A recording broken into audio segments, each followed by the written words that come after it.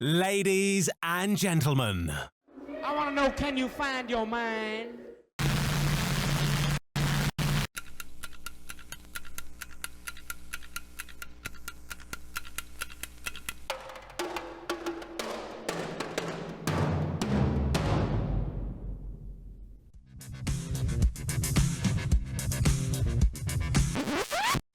Welcome to Love Your Brain. Hello, beautiful people. My name is Eric. Hey, everybody. My name's Dave. Welcome to Love Your Brain. Here we are. Here we are once again. I don't even know what episode it is either, man. Like, ever since we reached 10, I don't see the point in even trying to count anymore. Yeah, and we missed the last recording, so there's that. And then there's the fact that I have no short-term memory, so that sends pretty much that one right out the window. Right? Yeah, so this is episode 1. It's definitely not episode 1. But really looking forward to this. And I'm gonna throw at you what you usually throw to me, which is, hey, Dave, how you doing?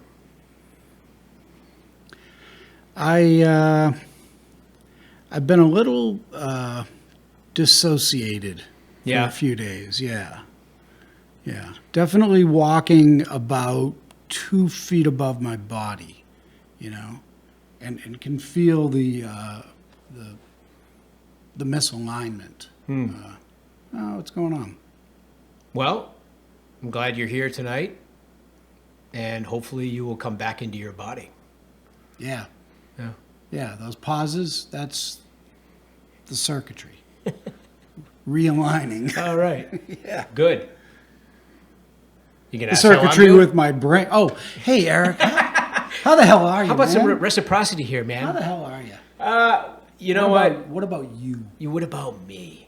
I like talking about me. So, yeah, no, I had mentioned to you on the way over here that today I specifically am feeling quite grateful, and had a moment a few hours ago where I was in a studio supporting some people I'm doing a side project with. I'm in denial of being the fact that I'm in a band again, and I know that you kind of made some clear points to me that is solid evidence for the fact that I probably am in a band again.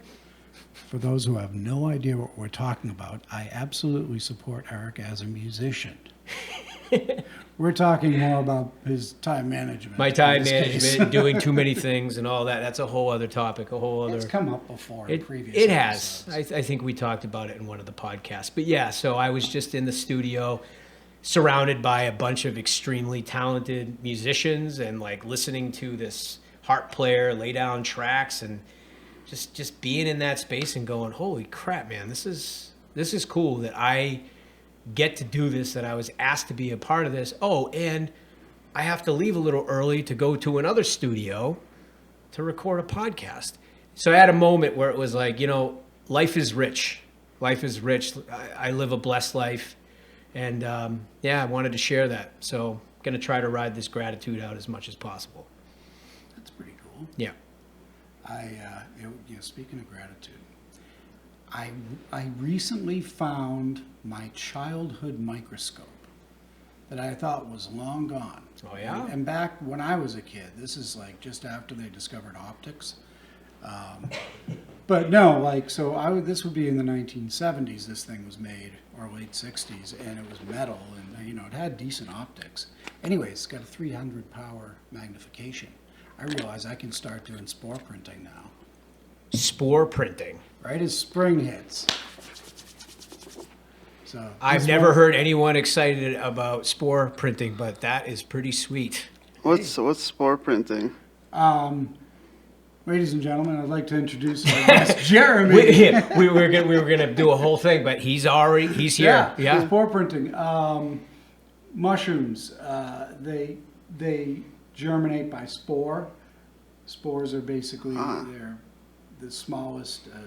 How I would want to say it's essence. It's not a seed. Yeah. It's a spore. It's its own thing, and that's how fungus Procreates. propagate, and so when you see a mushroom it often opens up that shape so that this dust, and it's almost invisible, comes out of it. And anyways, that's how you can actually fingerprint a mushroom and find out really what exactly it is based on, the location you found at the time of year you found it, what other vegetation was around it, and then you get obviously the looks, and then you do a spore print, and you pretty much know whether or not you're going to throw up. So. Very cool. Nice. So I think before we go any further, I think we should just, talk about what we're doing tonight, which is we have a guest. And I am pretty excited about delving into conversation with this individual. And Dave, do you want to take it over and say a few words before we introduce our guest? Yeah, a few words. I met Nate recently. Jeremy. Where the hell did that come from? You were floating, man. It's okay. Earlier, I said something about the name of the company that I'm employed at. Yeah. And I said the name of the place that her and I met at 25 freaking years ago. Wow. Okay. So I don't know what the hell's going on. Sorry. We forgive you. So our guest tonight, Jeremy Void, who It's actually Nate. Nice, dude. This is good. and I, at this point, So one of the ways that I started to communicate with Jeremy is via poetry. I met him, and when I saw some of his poetry, I was driven to kind of reach out and make a connection. I like his stuff, and we got to talking about some interesting other things, and so I don't remember exactly how it was we were talking about, but I like the fact that your stuff is not it's a little more introspective. It's not foofy and with rainbow shitting unicorn shitting rainbows. No, it's a look at the side of life that exists in between those big joyous moments too. And again, introspection, which I'm a big fan of. Yeah. I'm my favorite subject. So, anyways, Jeremy, welcome. Welcome, my friend. Thanks. Should I go into reading something, or should I tell them? Hey, we could do whatever we want. Like, you're the guest, and this is driven by spontaneity. And so, well, why don't we start with tell us a little bit about you first, and since I met you through writing, we can certainly start by saying, and tell us a little bit about why you started writing poetry and what drives you to write. Sure, yeah. I'm Jeremy Void. I started writing because it just keeps me sane. It keeps me out of trouble. I used to play in a punk rock band, and we got into a hell of a lot of trouble, and now I just write a lot to keep me out of the trouble I used to be in. I have a really sick side of my mind that I address with writing. You know that whole saying, there's two wolves in our head, whichever one we feed, it grows. So there's one for positivity, one for negativity. Yep. But I have this whole theory based on that if we starve one of the wolves, it attacks out of starvation. So basically, you got to address that negativity, or else it owns you if you don't address it. But if you ignore the negativity and only focus on positivity, the negativity will also own you. So you got to kind of deal with both sides of the coin. So that's why I write, and I do it to just deal with reality and on my own terms. Wow. I like that. I've been called a pessimist. I've never done in a bunch of situations too, because I tend to look at things. I think way down the road with stuff and find all the problems with it. And my goal is to. Some people call that a realist. Exactly. Right? And in my job at the time, I was a system admin for a bunch of computers, and that was really my fucking job half the time, But yeah, exactly. And to me, it seems to make more sense because, very much why you said that you were in denial about being in a band. Right. Yeah. Yeah. Because, Right. I really like what you're saying there, and what it does is it reminds me of some of the people that really get into spirituality so much that it's almost like a new mask they put on, like the spiritual mask. And there's a term that has been used over the past few years, like spiritual bypassing. It's like that egoic kind of like, I'm super positive and this is who I am, but is it really? And it's so interesting that you said what you said about those two holes. I've seen a lot of the people in that, cohort, in that realm, have the darkness smack them in the face. And guess what? I was one of those people, man. I had the darkness last year, just like go, hey, what about me? You got to pay attention to me too. So that really hit me hard, what you just said. I mean, I've come to realize in my life that if you make friends with the darkness, if you make friends with death, then it loses its hold over you. You don't become afraid of it. Yeah. And that's one of those. Yeah, I think a lot of people are trying to be as positive as they can be, so that they don't give in to negativity and despair, which to them is absolutely the opposite of what they want to be doing, and so that makes sense to them. Yeah. And you know what? I mean, the way this podcast works between us, especially with spiritual stuff, we come at things so differently. And I think it's kind of the same thing, is that, for some people that actually works. I've tried it. And after a while, I can't do it for too long. Trying to force myself to be positive. Yep. Yeah, it's definitely not my default either. What about you? Like, how's positivity? I lost some. I wear really dark clothing with like offensive sayings. Right now I'm pretty dressed down, but the viewer can't really see me anyway. So I wear some really dark clothing with dark images on it with negativity. Like one of Mickey Mouse shooting himself in the head, stuff like that. And I lost all my clothing once on the airport. So I got a bunch of new clothing, and it wasn't so dark, and it was kind of light, and I didn't feel like me for like years. I was wearing that and I gave my friend my old leather jacket with all the band patches that I made and all this stuff, the studs and stuff. And one year on Halloween, I'm like, I want to be my old self for Halloween. So I took the leather jacket back, and I finally felt like me again. I felt like I let that darkness back in. I'm still not doing all the same stuff I used to do, but I'm a different person, but I still allow myself to be dark and play in the darkness as well as play in the light. Beautiful, dude. Really, yeah. Yeah. I mean, you also can't. I think it's, and I don't have it memorized, but I think it's the second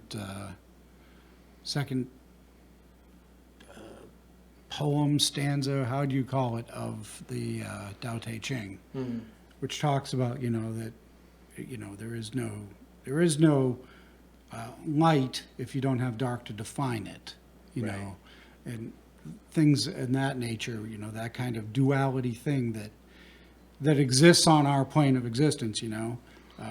Everything comes in pairs of opposites in our existence, male, female, dark, light. So when I learned, in the yin yang, it's got the two eyes in each side. Yeah. Mm-hmm. I found out that just means there's a little bit of light in the dark and a little bit of dark in the light. So we need both to exist. But the little dot that I thought was an eye is just a little bit of the other one within it, like immersed in the whatever side it is. Yeah. So the light with the dark. Yeah, the eye right there. I thought that's just a little bit of darkness. You showed him his tattoo that is a yin yang. Even the light has some darkness to it. Right, and in this case, it's a lotus, which describe is oh wow, I'm not going to be able to talk tonight. You already are. That symbolizes the human spirit. It Yep.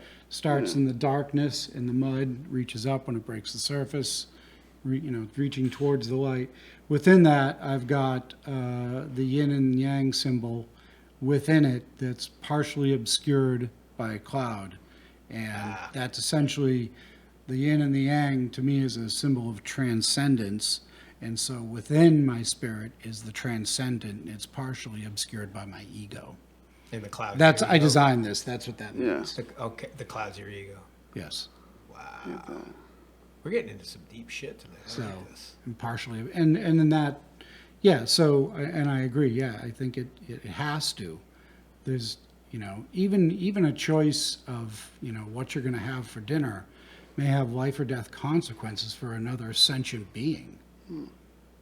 So there is a little bit of darkness even in the light. That's right.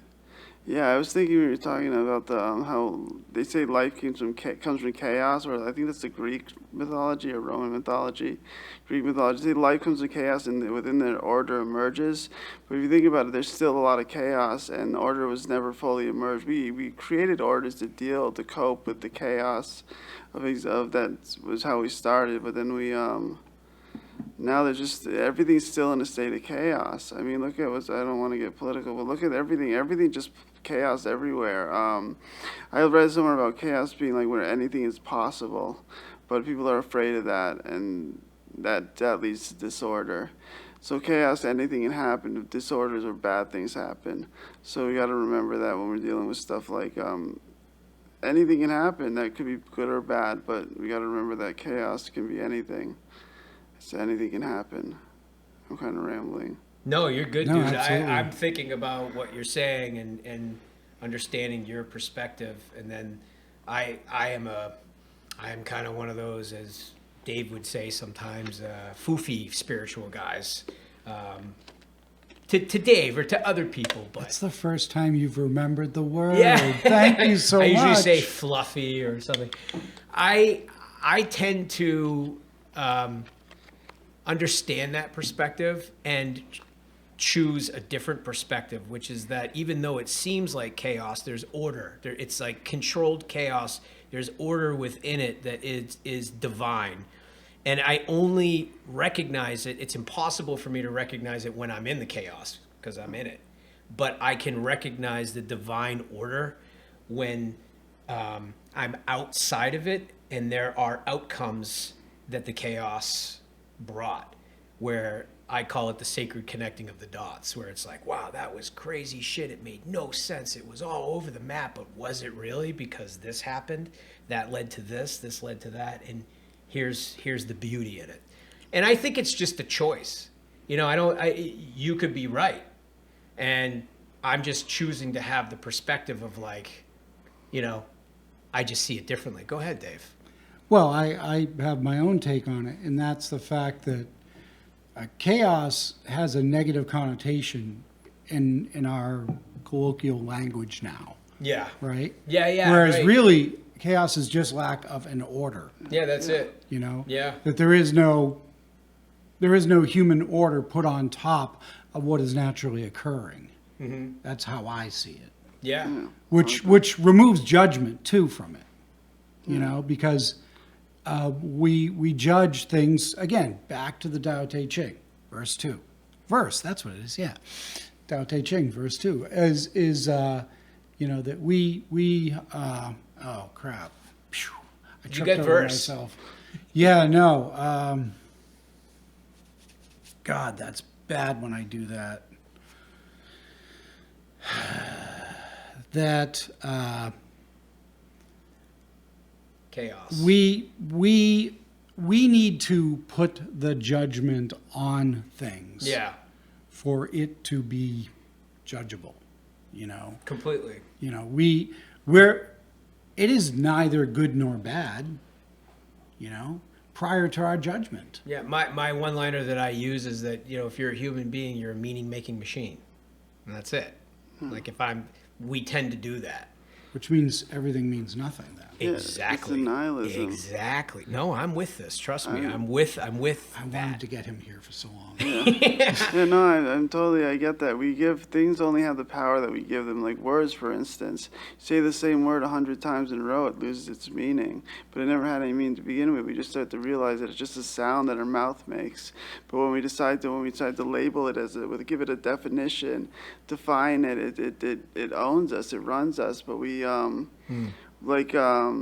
to think of an example word, like just symbolism. Like I had this friend, he was really into mania. He liked Terrence McKenna and that other guy, I forget his name, but he really liked Terrence McKenna, and he believed in the whole this manic states of the mind, and he believed. We were walking down the street, pointed at a stop sign. He goes, "What does that sign mean?" And I told him it's a stop sign. He goes, "No, man, it doesn't mean anything." And it made me think that that things really don't have meaning until we grant them it, until we define it, and then we sit stuck in that meaning. Like I was thinking about the other day, someone who we know someone by one name all the time. We met someone, we learned their name. Try calling them by something else.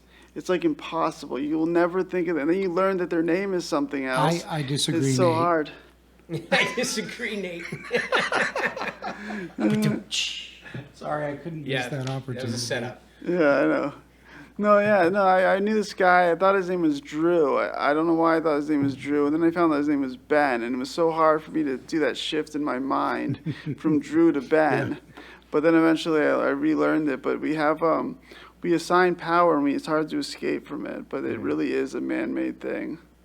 Power is man-made. I mean, you touched on some stuff that was really in the area of the concept of emptiness in Buddhism, and is that ultimately all of this is a construct. Yeah. And turns out each one of us is walking around with a construct that's very similar to other people, which is why we can interface, but yet is different enough that we're individuals, and can even be more different if we were raised in a different location. And it starts to show that this whole thing is portable. Gets put on top of the whatever it is at our center. Yeah, we're all walking around with our little reality bubbles, and we allow our reality bubbles to bump up, next to each other and share space here and there.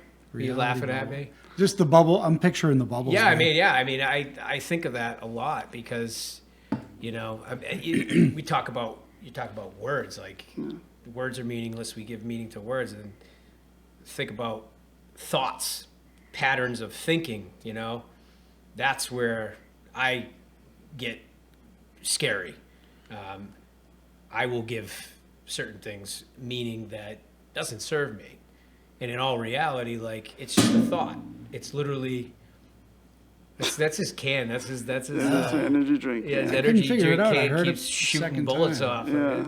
Of it. But yeah, what was I saying?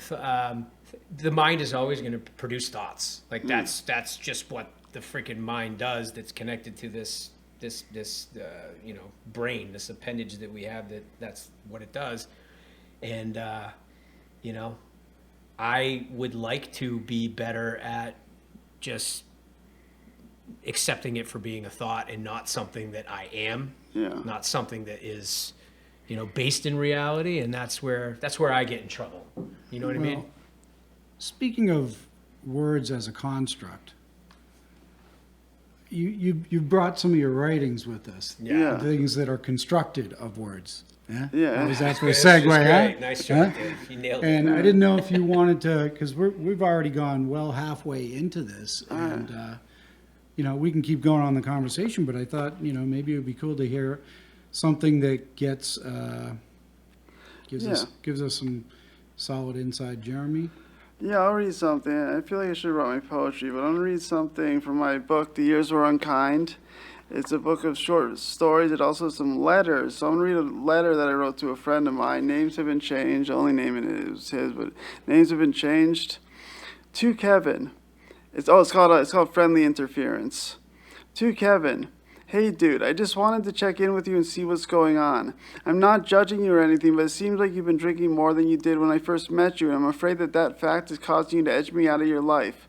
I don't care what you drink, how much you drink, or what you do when you drink. I'm in no position to judge, because anything you've done, I bet I've done 10 times worse. Plus, I would never tell you you have a drinking problem, mainly for two reasons. One, I honestly don't think you have a drinking problem because you don't seem to exhibit any of the behaviors that I consider to be inherent to those who do in fact have a drinking problem. And two, I would never tell anyone that they have a drinking problem because it's not up to me to determine whether one possesses that specific character trait which will ultimately be his or her undoing. I just want to get that out of the way, assuming that part of why it feels like you're edging me out is because you're worried that I'm going to ride past you on my high horse waving a flag that states all of your character defects. And although I doubt that the above statement is even true, if you are worried about me judging you, then it really says a lot about how you feel about your own self and your own drinking habits. But then again, this letter is arising entirely from my own projections, which only serves to highlight my own insecurities. And yes, I am insecure about the fact that I don't drink anymore, because in the past I have lost many friends as a result of quitting drugs and alcohol, and it pained me every time it happened, and it continues to pain me even now. I have a lot of friends in Burlington these days, it seems. Way too many to keep track of, and I never know who to call until I run into them on the street, and then I'm like, yeah, I'll hit this person up tonight and see if they want to chill. But truth is, I don't really value these friendships that much. I could take them or leave them. If they stop talking to me, or perhaps if I feel like they might have stopped, I wouldn't waste my time writing them a letter like I'm doing for you right now. But I do value our friendship, and I'll tell you why. You and I have some very similar points of view, but we also have very different points of view, and we can discuss stuff, and I can be open with you about the way I feel about things without fear of you rejecting me. And yes, it is a real fear of mine, rejection. Whereas all my other friends share pretty much all the same points of view as me, because in Burlington, that seems like the safest route to go down if you don't want to be rejected. And yes, it is a real fear of mine, rejection. And I like to be able to discuss topics openly without the risk of being openly ridiculed. And yes, it is a real fear of mine, being openly ridiculed by my peers. And I just want to become a stronger, more well-rounded human being, and the only way to do that is by being openly challenged and contradicted and pushed and hassled and stomped on hard and then harder until I can either see things a different way or my own views and my own arguments in support of my own views grow stronger out of necessity. And yes, it is a real fear of mine, becoming complacent, being surrounded by similar-minded people who only validate and agree, not being informed of the fact that my shit does stink. It stinks really bad. It singes other people's nostrils. The smell is so wretched. Because without that constant misdirection, I would go around thinking it smells like flowers. And I might go around shitting in people's kitchen sinks, on their living room floors, atop their beds, thinking I'm giving them the nicest gift ever because the smell is just so sweet and vivacious. Don't we have enough people who do that in our culture already? Or maybe I've just set unreasonable expectations of who I thought you were. Because perhaps I wanted you to be somebody so badly that I warped your identity in my own mind, and now I see you as somebody that you're not, and you are therefore destined to disappoint, which I have an ill-reputable tendency to do constantly. And that is entirely unfair of me, I know, but it's a habit I have yet to break, and maybe someday I will, and maybe someday I won't, who knows. Another reason I thought of as to why you might be edging me out is that I'm so disgustingly self-involved, and that must be rather boring and obnoxious to hang around with, and I know that factors into a lot of my own self-inflicted problems, which I can't seem to do anything about other than cause and create and dwell and dissipate and fail to conjugate but massively instigate, because I know no other line of defense than that of self-love, like a veil or a mask or perhaps even a Spartan shield. And my weapon of choice will always be outward hatred, outward destruction, and intense detestation for pop culture and the normal people that populate normal America. People who are just so plastic and fake, and I will continue to hate them because I know better, which is really just the root cause of all my festering self-hatred and extreme envy for people who've got it made, who got all the right moves and always know exactly what to say. Or perhaps could it be that my self-hatred and envy for the wondrous mainstream life is actually, in fact, the root cause of all my negative energies? My phony self-love and erratic desire to take apart this culture one brick at a time, with a radioactive jackhammer that eradicates presidents and celebrities all in a single night's work. It'll be a bloodbath of sparkles and glitter, you'll see. And last but not least, the final reason as to why you might be edging me out is as follows. You're not, and this is all just in my head. In which case, I sincerely apologize for wasting your time. But hey, it gave me a reason to write this. And whenever a kernel of inspiration comes my way, you got to pounce on it, or else it'll fade away in your window of opportunity to write something amazing. Will it pass you by, and you'll never forgive yourself for not taking full advantage of the many opportunities that have come your way. And the only reason I say that you can write something amazing is because I know that I can. And I know that I can because my shit smells like flowers, and that is something I'm going to want to share. Jeremy Void. Yeah. That is very Kerouacian. Thanks. Wow. Yeah, man. Well done. Yeah, no, that's fantastic. The introspection, the projection, just like the delving into like the inner workings of what your mind is giving meaning to, but also questioning the meaning that you're giving.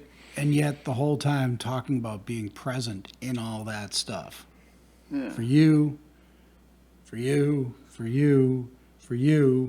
all directed at him. In a way that's a nice encapsulated message about, I mean, yeah, you really do. I mean, my dog, she rolls in something. She comes home like she's so fucking proud of how well she's like, look how wonderful I smell. You did a good job, right? But yeah, we get into this like, yeah, man. I mean, if you've got people, for example, just telling you what you want to hear at all times, and you only hear from people who tell you what you want to hear, you could end up anywhere. They could lead you into a closet and you wouldn't know any better. Just a part of a little mini brainwashing cult. Well, that's what you're talking about, the bubble. Like I took this class when I was in community college, and we saw this TED talk. This guy was talking about a filter bubble, about how social media filters everything we see to your personality. And when I heard that, I was so upset by it. I lost my shit. I was like raising my hand at the teacher, like, why would they do that? But it's reality. Everything is done that way. The reason Facebook, we only see what we want to see. They're not giving us anything, any contradictions, any different opinions. So when you say something that is against what you know, people are like, how dare you? I've never heard anyone think that way. When there's a whole group of people who think that way.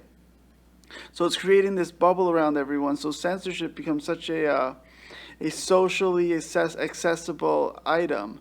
It allows people to censor each other, because when they hear something they never heard before, because they don't see other opinions on Facebook, they're like, how dare you? Yeah, dude, I'm going to bring something up that's brilliant. I'm going to bring something up that I never thought I would share before.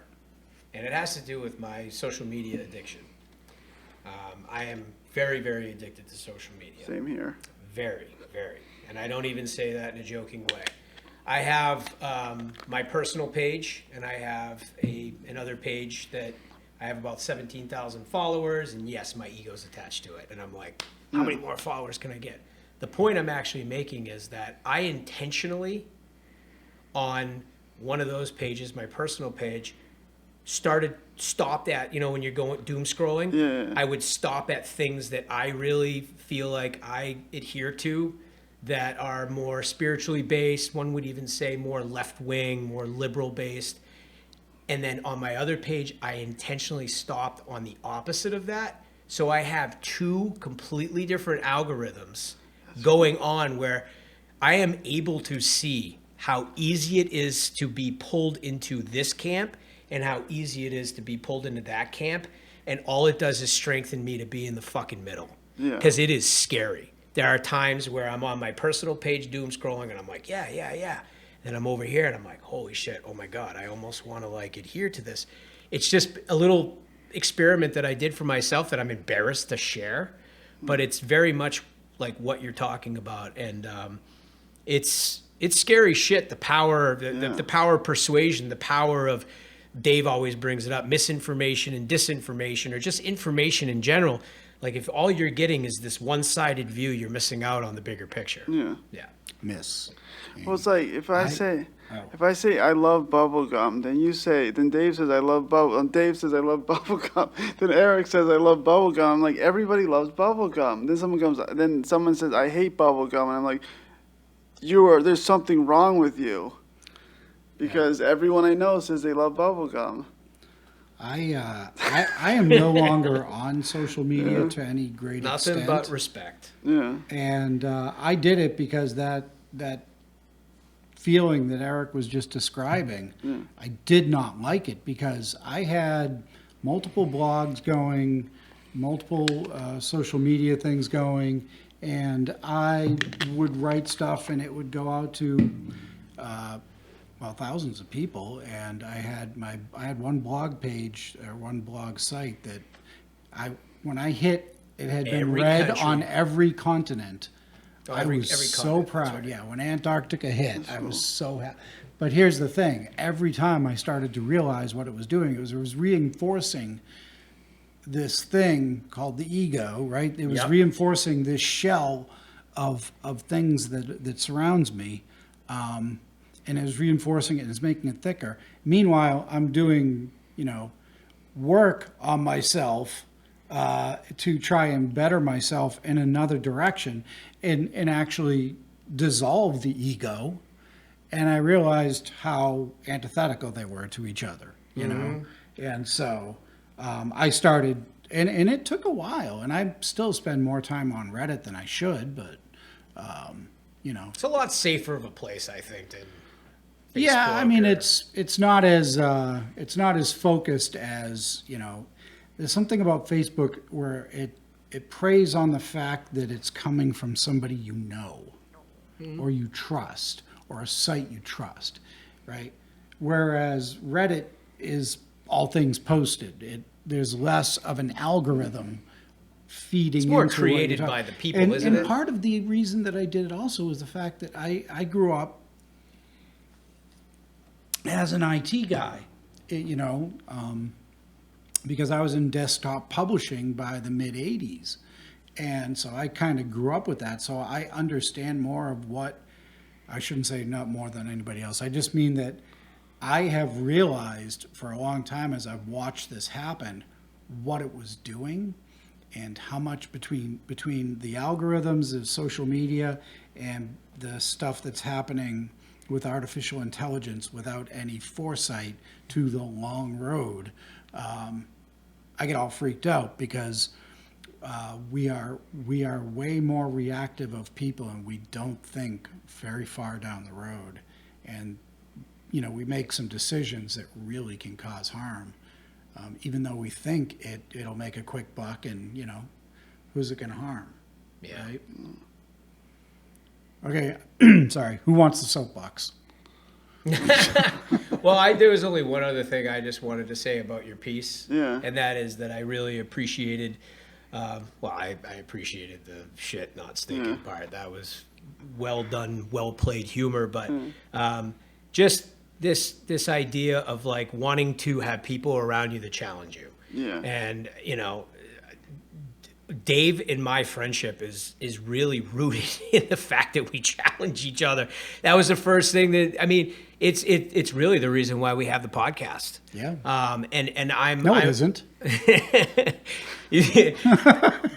But I just wanted to tell you that I'm in complete alignment with that, and I do my best to surround myself with people that definitely challenge me. I'm not interested in people co-signing my bullshit. Yeah. That's basically it. I like that. Yeah. Yeah, and neither am I, and yet we still do it. Right? It's- I mean, it's it is part natural. of human behavior to attract to people like you. I mean, if we were to get all, human sociology about it, it's like, it allows us to feel safer, right? Familiarity, right? Which probably harkens back to times when we traveled in tribes, and we were around people. It's who were tribal more thinking. like- Yeah, it's tribal thinking. It's like, this is my team, and that team is bad. Yankees against Red Sox. Like, stupid shit. One thing I once wrote was, I love being offensive, but I hate when people take offense. Yeah.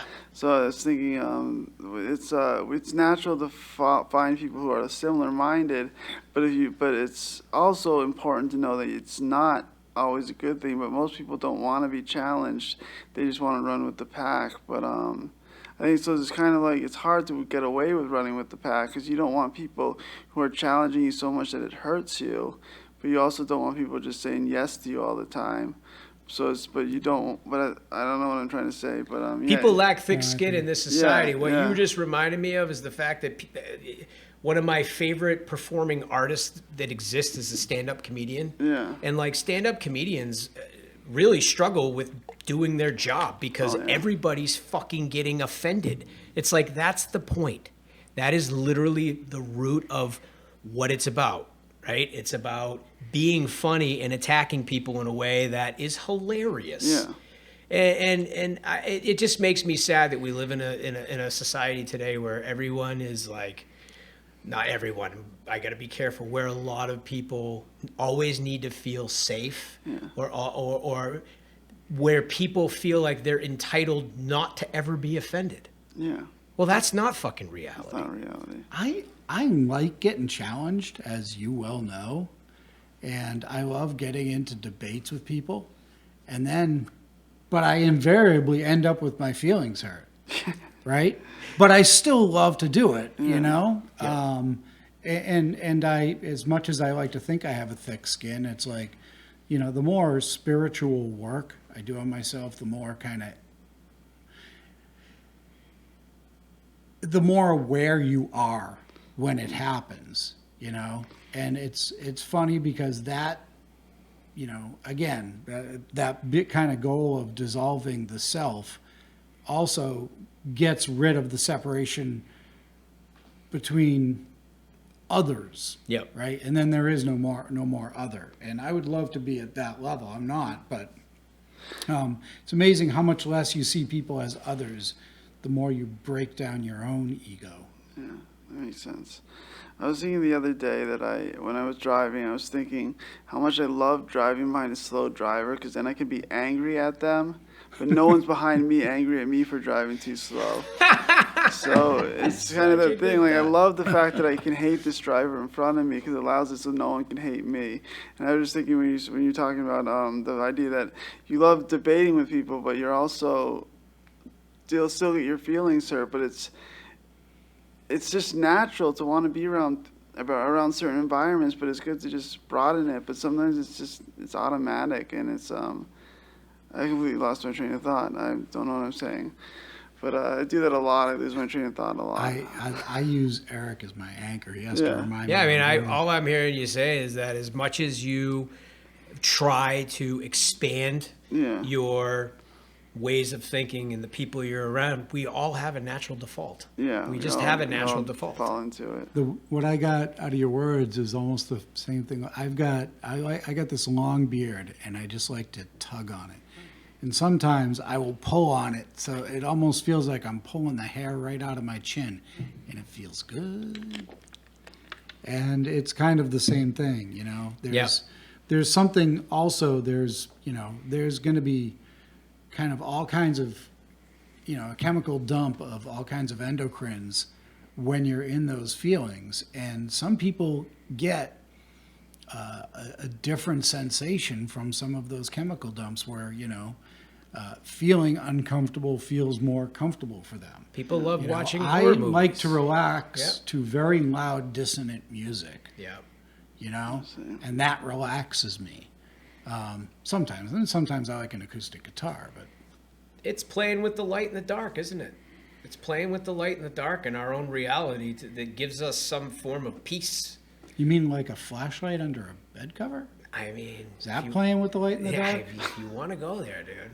I don't know. I'm just reminded of, like, you know, people that like to watch MMA sports. Like, there's almost this innate, natural default of sadism in all human beings, Well, right? well, I learned that when you watch a horror movie, it's to deal with anxiety because you're experiencing your anxiety in a safe setting. It's like Right. going on a roller coaster. You're getting to feel that fear without actually knowing you're in danger. Like, you know you're not in danger, but you still are afraid, and it's a safe zone to Yeah. feel your fears, and it helps with anxiety.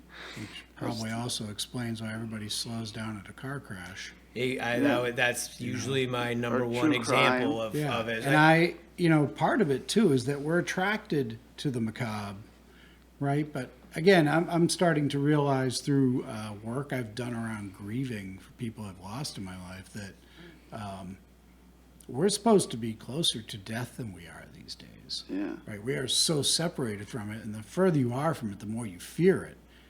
And I had this kind of revelation about that. I was working on designing my next tattoo, and I was looking at some Memento Mori artwork, and I was listening to some old blues musician, and all of a sudden I got it, the embracement of death. And I started to realize up until a certain point, it was normal for people, 100, 150 years ago, all of a sudden we started straying apart from death. And I have a relative who owns a funeral home, and so I was still around it a lot, but in my own grieving processes, the further I was from somebody, like, say, losing my brother to an overdose, or my friend Kathy to a head-on collision with a telephone pole, those really, really hurt for a long time. Yet, sitting with my mother on her deathbed, I had peace when she was gone. Yeah. And the closer I've been to it, there's something about it. And so in a way, as long as it doesn't get obsessive, I think it's healthy, personally. Well, that could have something to do with your preparing versus it's happening suddenly. It's easier as you prepare, you're closer to it, you're accepting it. And where it happens, like, I've lost some friends of overdose, and it happened so suddenly as it was shock. But I've known people who died that I knew they were dying, even though drugs is a suicide, is a way to kill yourself. But I knew these people they were going to die, whether they get clean or not, because they're actually sick, like terminally ill. But a drug addict, it's just an abrupt thing. You hope they get better, and it's hard to anticipate when they're going to die. I was thinking about the samurai. Used to, they'd rather die at their own sword than at the sword of someone else's, because it was a different time. They were just one with it. They weren't afraid of dying. They knew they were going to die, so why not walk with it? And the grief part, when you're really in it, you realize how much of it is, I won't say selfish, but it is about your loss. Yeah. They're not here to feel this. You're the one feeling it, right? So, but when it comes to, the funny thing about death is that nobody should be afraid of it, because it is inevitable for every single one None of of us us. gets out of here And alive. quite honestly, it almost makes sense to be prepared for it. It's kind of like being surprised when fucking Christmas shows up on the 25th. I mean, there's other cultures that deal with death much better, I would say, than we do, in the West, or specifically, United States culture. And that's why Dave and I have actually been talking about having that as one of the main topics of a podcast. But death is inevitable, and we should be.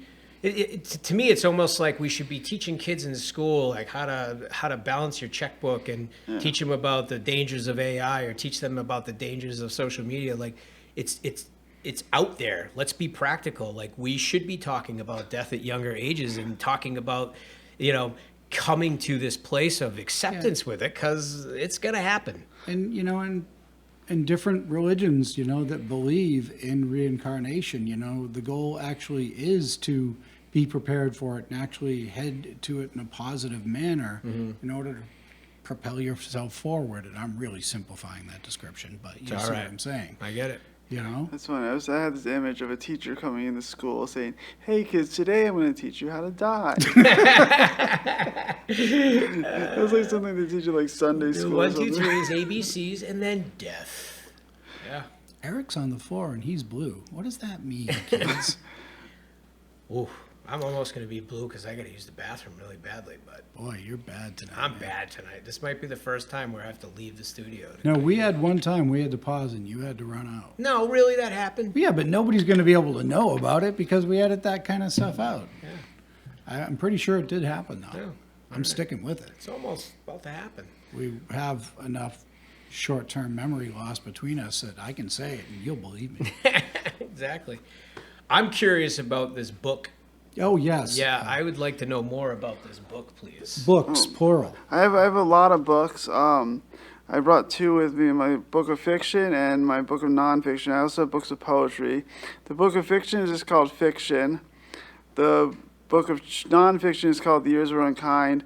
I'm going to give one of each to Eric and Dave. That's why I brought them. Oh, thank you So very much. they can trade it back when they finish. That's why I brought one of each. So people listening to it, how can somebody... Oh, it's online at Amazon. Just search for Jeremy Void.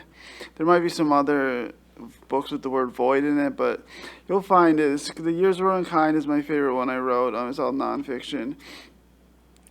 Which is the letter you just read us. Yeah, was which out is of where the that, letter yeah. I just read is out of. And I also have a website, which is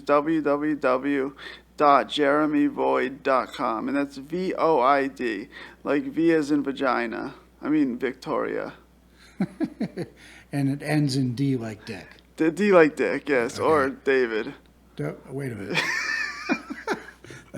I resemble that remark. And for everybody who's listening and on the edge of their seat, Eric fell off the edge of his seat and ran out the door, which is funny because about now we're running up on the end of the show, so it's Jeremy and I now, so we're going to talk about Eric while he's gone. Oh, cool. What'd you think of him anyway? He's nice. Yeah? Yeah, He's kind of funny looking. he's funny I looking. can say that right now because it's an audio only. Yeah. Yeah. Mm. Do you have another piece you'd like to read to wrap things They're up? 19 seconds, so We can go over a little bit. All That's right. fine. well, it's called. Not like last time. Eric let a guy play an entire song, and All right. we did more interview long. But Well, speaking of death, this is called Past Lives. If I can find it in the book. It's right at the beginning, so Past Lives. it's a good thing he has a table of contents. I actually published my first poetry book. Did not have a table of contents. Oh, that's not smart of you. No. It had a table of contents, but it did not have the page numbers. I Oh, think that is what it sucks. was. I don't remember what it was. I did something weird like that on purpose, though. All right, this is called Past Lives. I knew this woman in the program. She was a friend. She liked me a lot because I was trying to better myself. She took me out to lunch, gave me rides to meetings. I was trying to get sober. Her own son was trying to stay high. He was a junkie like me, only he was still out using drugs. Eventually he started to go to meetings himself, and he and I really hit it off. We were the same age and we went and saw movies together, drank coffee, went to meetings. Until he met a girl and he stopped going to meetings altogether. I hadn't seen him for quite some time and his mom would still give me rides. "How's Todd doing?" I would ask her in the car. "He's doing good," she would tell me as she drove me to the meeting. "Still sober?" "Still sober. He just moved in with his girlfriend." "That's great," I would say. Years later, I saw him again and he was quite depressed. He shared at the meeting that he was going through a rough time. He needed friends. He and his girlfriend had just broken up. After the meeting, I said to him, "Let's go to a movie tonight, just the 2 of us." He said, "Okay." I told him I'd call him later. But when I did, there was no answer. The following day, I learned that he had died that night, a heroin overdose. I went to his funeral. His mom was never the same. She started getting agitated, and then she started yelling at her friends at meetings because nobody knew him like she did. This should not have happened. Everyone was heartbroken, not just her. Everybody loved Todd. Soon she stopped going to meetings after she stormed out one day, angry at everyone. Years later, I ran into her at Walmart. She was buying over 50 items at the express checkout counter. I said hi. She looked at me like she didn't recognize me, like I was a stranger from a past life. Wow. Thank you very much for that. Yeah. That's a great note to end on. No, it is. I mean, it really, every part of it, again, you know, the observations, 50 items in the 12 or less, every little part talks about the humanity of what happens after things or not. Yeah. Yeah, I'm curious. Just before we go, did we talk about where people could get? Yes, Yes, yes, we yes. do. All right, great. Yeah, Amazon remember and jeremyvoid.com. We also told people you Jeremyvoid. left. So it's not okay. Yeah, no, we just told them you left, man. All right, right on. Well, hey, I really appreciate you coming on, and what fascinating conversation. I think we could easily have you back on and talk about some more things. That's for sure. The time went by way too quick. Yeah, it went by pretty fast, yeah. Enjoyed. Thank you Nice. very much for making the drive up. I really enjoyed it. It wasn't foofy. No. So I felt right at home. All right. I have my sea legs in the area we're talking about. So thank you very much for making Thank it. you. And with that concludes this episode of Love Your Brain. We'll see you all next time. Thanks.